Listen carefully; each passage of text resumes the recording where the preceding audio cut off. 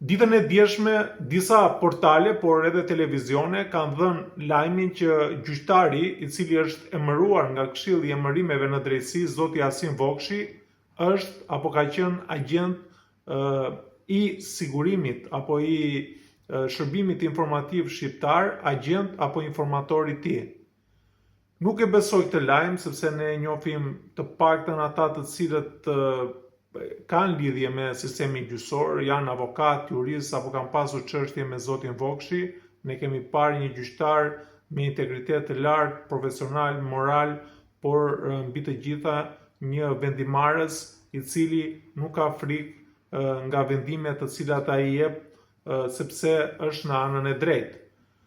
Është për të ardhur keq njëkohësisht një sulm i paprecedent bërë ndaj një gjyqtari tashmë i gjykatës kushtetuese, por vetëm thjesht për një dekret formal të presidentit, ai qëndron pezull.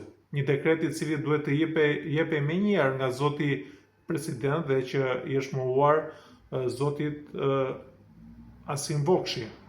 Është e paprecedent që presidenti i Republikës, pa pasur një vendim pezullimi lidhur me vendimarrjen e Këshillit të Emërimeve në Drejtësi, vendos, pra edhe pse kërkesa i është rrëzuar një prej palëve të cilët janë të interesuar në këtë proces, i është rrëzuar dhe zoti president e mban peng emërimin e zotit Vokshi.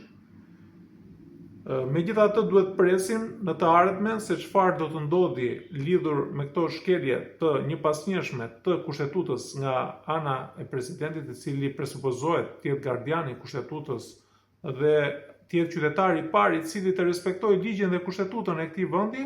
Ne presim, ne shikojmë që në mënyrë të përsëritur ka vendimarrje apo mos vendimarrje të cilat synojnë interesin publik dhe ligjen. Do të presim se çfarë do të ndodhi në të ardhmen. Faleminderit, mirupafshim.